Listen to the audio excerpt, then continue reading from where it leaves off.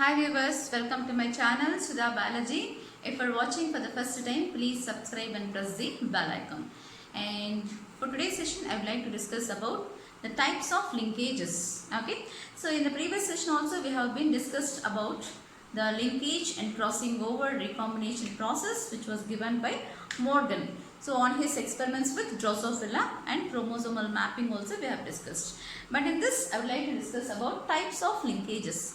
That is complete linkage as well as incomplete linkage. So what is complete linkage and incomplete linkage? So complete linkage means if the genes which are present closer, okay, if the genes which are located closer are tightly linked, they will not be separated as there is no crossing over which will be occurring. They inherit as such to the next generation. So that is called as complete linkage. And now what is incomplete linkage? So incomplete linkage means the genes are loosely linked. For example, take A, small a, capital B, small b. If the genes are loosely linked and they are present far apart little, so they undergo crossing over, and during the process of crossing over, the exchange of segments takes place and you can see the recombinants which are obtained. Okay, so that is because of incomplete linkage as they are loosely linked. So that leads to the formation of offsprings with a recombination. Okay, so that is leading to the formation of new recombinants. So that is called as incomplete linkage. So now the two scientists by name Batson and Punnett. So the two scientists by name Batson as well as Punnett, they worked on sweet pea, that is called as Lathyrus auratus. So they worked on a sweet pea plant that is called as Lathyrus auratus, Batson and Punnett. And when they worked on this, they explained the concept of linkage.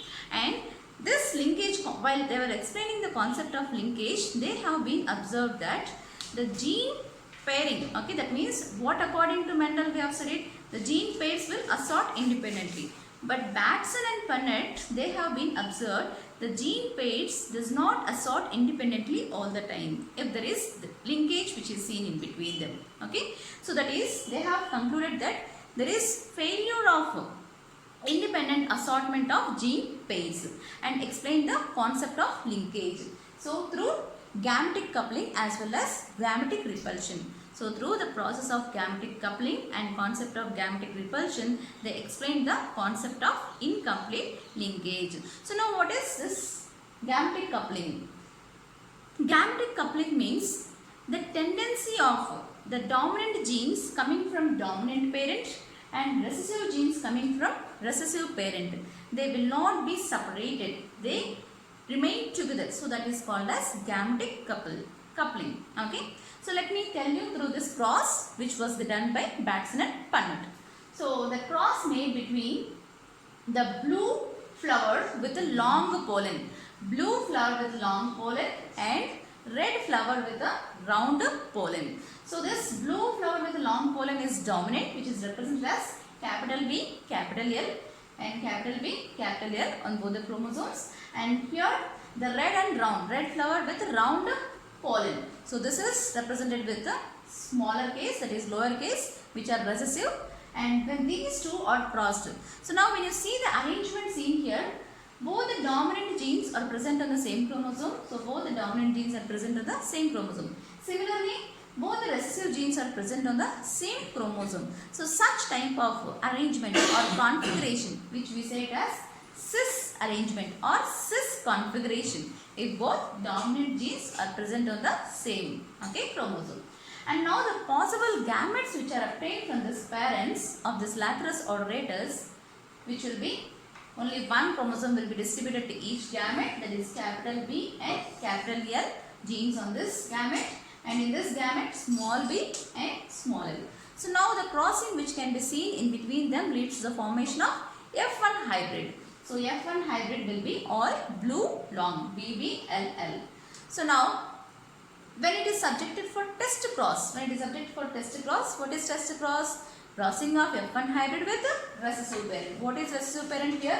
red and round. Red and round is recessive parent. So now let us see the possible gametes which are formed from this parents F1 hybrid and this recessive parent. Now capital B, capital L, small b, small l, parental gametes, and as there is crossing over which is occurring between these chromosomes which leads to the formation of new recombinant gametes. So the recombinant gametes will be capital B, small b, capital L. Okay. So the proportion is, so though you find 4 different types of gametes how you have seen in Mendel's, but there is some variation which is seen in the formation of gametes in this cross, because the proportion of parental gametes which are obtained is more compared to the recombinant gametes. So that is, when you see the Mendel's F1 hybrid, that is capital R, capital Y, small y, and these genes, they are present on different chromosomes. So capital R, capital Y, small y, and their alleles. And as they are present on the different chromosomes, there is possibility of independent assortment of pairing of genes. So now the possibility of gametes which are formed from this F1 hybrid will be capital R, capital Y, parental, r, small y, parental, and 2 recombinants, that is capital R, small r, capital Y. So now the proportion here in Mendel's cross will be 50% parental and 50% will be recombinant. But coming to this cross of Batson and Punnett which was conducted in Lathyrus odoratus plant, so the proportion of parental gametes is more compared to the recombinant gametes. So this says there is a failure of independent assortment of gene pair in this. Okay, and now when we see the cross which is seen between them, so this gamete from this parent, small b and small m, and when there is cross which is occurring between them, you can see capital B, capital L, small b, small l. Okay, next, so this will be blue long. Next, capital B, small l, small b, small l. This one, blue round. Next, small b, capital L, small b, small l, small b, small l, small b, small l. So the blue long, blue round, red long, red round.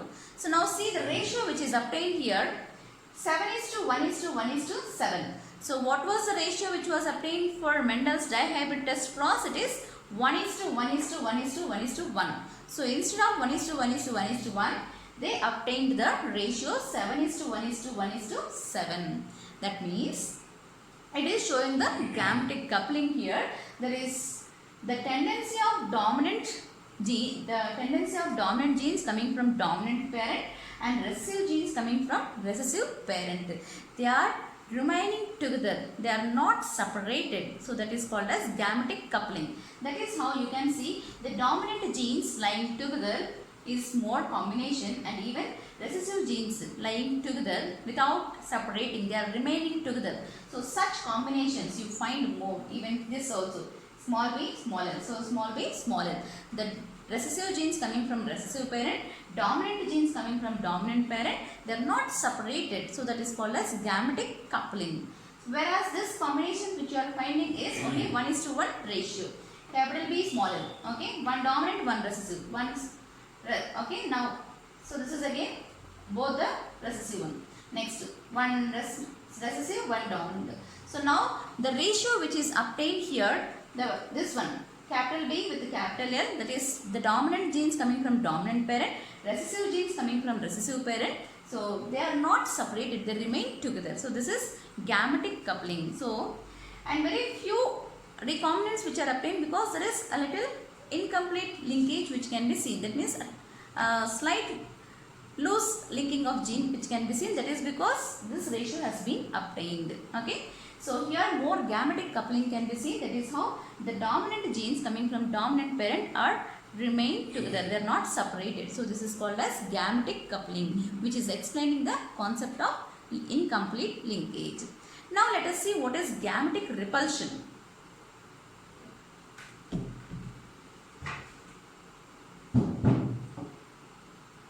Okay. So what is gametic repulsion? See here, the parents which are arranged here with a blue, round and red long. So blue flower with a round pollen, red flower with a long pollen. So here when these two parents are crossed here, now can you see here with the arrangement of chromosomes, the chromosomes with the genes arrangement which is different here, you can see the dominant and recessive. So one dominant, one recessive. Here also one recessive, one dominant, one recessive, one dominant. That means here the two, when these genes they are present as like one dominant, one recessive. Here also one dominant, one recessive. When two such dominant genes and recessive genes coming from different parents, when such dominant genes and recessive genes, when they are coming from different parents, they repel each other. So that is called as gametic repulsion. When such dominant genes coming from different parent and recessive genes coming from different parent. In the previous one we have seen they are coming from same parent. But here dominant genes is present in this parent and even in this parent. Recessive genes from this parent and recessive genes from this parent. When two such dominant genes coming from different parents, they repel each other. So we obtain again different ratios in this process. Okay. So now this kind of arrangement, one dominant, one recessive gene, okay, one dominant and one recessive gene on the chromosome, it is called as transconfiguration. Okay. So this configuration is transconfiguration. Now the possible gametes will be capital B small l, small b capital L. Okay. Now the cross between them leads to the formation of F1 hybrid, which is BBLL, blue long. Now it is subjected for test cross. Now let's see the possible gametes which are formed from this. Capital B small l, next capital B, okay, capital L by crossing over which is occurring between the chromosomes. Next small b, capital L, okay, so parental again. Next, so next one small b, small l, okay, crossing over which can be seen, and this from this parent small b, small l. And now when we see the crossing which can be seen in them, okay, so which we obtain blue, capital B, capital L, this one, so blue long. Next this capital B, small l, okay, next small b, small l, blue round. Next capital B, small b, capital L, small b, small l, red long, small b, small l, small b, small l, red round. So see the ratio which is obtained here, 1:7:7:1 instead of 1:1:1:1 of Mendel's dihybrid test cross.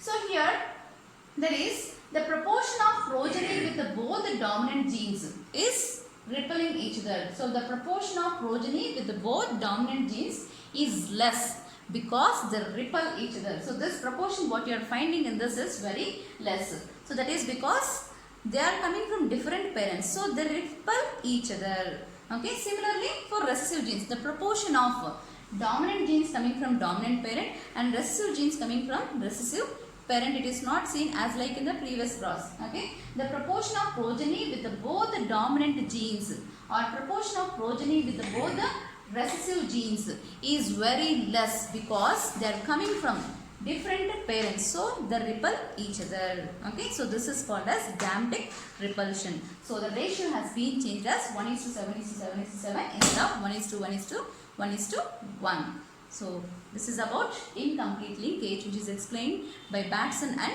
Punnett through gametic coupling and gametic repulsion. Thank you.